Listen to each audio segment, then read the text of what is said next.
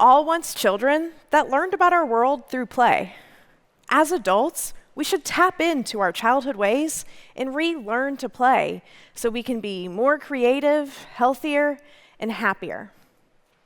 Don't trade in your business attire for a superhero cape or quit your job to start a game of hide and seek. But hear me out. As we grow older, we steer away from play, worried we might look silly, we might struggle to keep up, or that we don't have time for it. By rediscovering the joy and benefits of play, you can reignite your imagination, improve your memory, and open doors to new possibilities.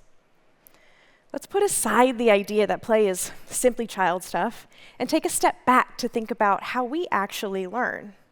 From a young age, our understanding of the world is shaped by exploring, experimenting, and reflecting on those experiences. In other words, through play.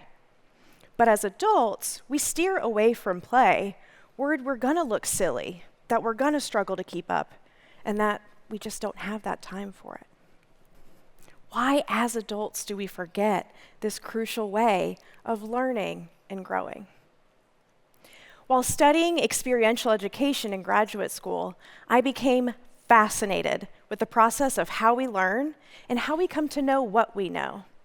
During that time, I read a lot of John Dewey's work. He's a philosopher and psychologist in the field of education. And a recurring theme in his work is that reflection is crucial to the learning process. In my teaching, I always use hands-on activities, no matter the audience, from summer camp counselors to college students to nonprofit leadership boards. And one of my favorite team-building activities, made popular by the TED Talk, Build a Tower, Build a Team, is called the Spaghetti Challenge or the Marshmallow Challenge. With a set amount of time, teams are tasked with building the tallest tower, using uncooked spaghetti, masking tape, and a single marshmallow placed at the top of the tower. If you were going to attempt this, you might assign leadership roles, spend a lot of your group's time discussing your approach to the build, carry out said plan, and when time is just about up, place that marshmallow at the top of your tower. Much like business majors, you'd also likely fail and be among the worst performing groups. You'd likely get outperformed by a group of kindergartners. They are often the best because they actively experiment throughout the process, trying one construction method, failing, and trying something new again and again. Dewey argued that knowledge is not something we passively acquire, rather it's actively constructed through our experiences and reflection on them. In our early lives, play is our primary method of learning. We experiment with the world around us, engage in imaginative play, and learn through trial and error. This kind of play is less structured, more spontaneous, and deeply connected to our development of critical thinking and social skills. But as adults, our approach to play changes. We may play sports or find hobbies, but these types of activities are often governed by rules and regulations that curb the spontaneous nature of child's play. And then, new challenges.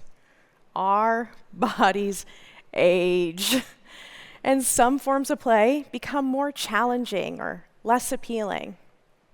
Work, family, community obligations make it difficult to find time for play. We might feel embarrassed or even self-conscious about how we look to others when we engage in play. And our jobs and work environments are not set up or designed for it. Compare isolated offices and cubicles to that of startups that want their employees in peak creativity mode. To illustrate the importance of modeling play as adults, let's look to a beloved children's show, Bluey! In one episode, Bluey's dad, Bandit, is playing pirates with his kids at the park. But another dad shows up, and Bandit stops playing, embarrassed by what the other dad might think. Luckily, as the episode goes on, Bandit re-engages in play to be a brave role model for one of the scared children. This simple yet powerful example from Bluey demonstrates the importance of embracing play, even in the face of society's expectations or our own embarrassment. It reminds us that play is not just for children. It's a natural part of being human. And despite these different challenges, the need for play doesn't disappear. It simply evolves. Play is not just a way to relax and have fun. It's a powerful tool for improving our well-being. To borrow an example from the world of music, a rest note is an important element when composing and playing scores. It is not nothing or something to be looked over, but rather embraced as crucial to creating beautiful music. By embracing play as crucial to adult life, we can begin to see play as moments of rest, rejuvenation, and necessary to creating a beautiful life. My friends and I, we have a phrase for checking in on each other and gauging our overall well-being. We actually measure this in pies. P-I-E-S. We like to ask, are your pies high or low? It's easy to remember and relates to 4 dimensions of well-being. P, physical, I, intellectual, E, emotional, and S, social. Let's talk about each. Play gets us physically active and moving. You might consider dancing as exercise, or going for a walk and talk with your friends at the park. Who knew that pickleball could be good for both your body and your brain? Because play stimulates our intellectual ability. When we play, we approach obstacles from new angles, and that's important for keeping our mind sharp as we age.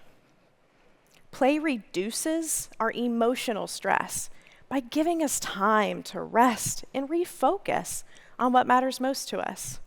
And play is way better with friends. You can create new social connections or improve relationships with your friends and family. Play makes for good pies, not just in the kitchen. We can give ourselves permission to take a break from life's responsibilities and relearn how to play. Just as you schedule time for work, exercise, and other activities, make time to play. If you're like me, if it's not on the calendar, it's not going to happen. Schedule holds and blocks on your calendar for a monthly game night or a weekly watch party of your favorite show with friends, with bingo cards for added fun. That seems like a big step. Build in mini moments of play, like acting out your best Monty Python Ministry of Silly Walk sketch on an evening walk. Or playing rock, paper, scissors to figure out who has to let the dog sitter out. Invite your partner, friends, family, and even your colleagues to join you. You can create a sense of community through Gaga Ball, my favorite summer camp game. Starting a fantasy football league like mine that has an adult field day at the end of the season. Or try your hand at an Olympic sport you enjoy watching every 4 years. Recognize when your inner critic is holding you back. Sometimes we stop ourselves from play, worried about failing or being embarrassed. Play is not about being perfect. It's about having fun and enjoying the process.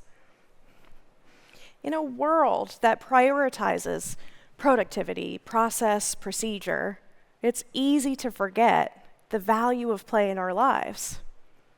It is not just for children, and is in fact a vital tool for learning and personal growth at any age. Embrace the silliness and the creativity and the joy that comes from it.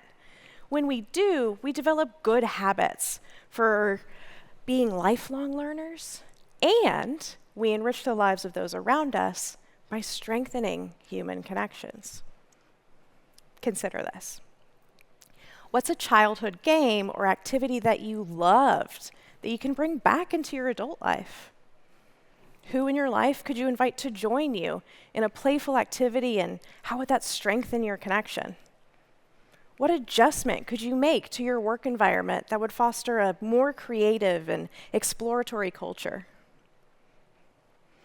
We can live more fulfilling lives and improve our well-being and actually make it work by taking a page from our childhood selves and relearning to play.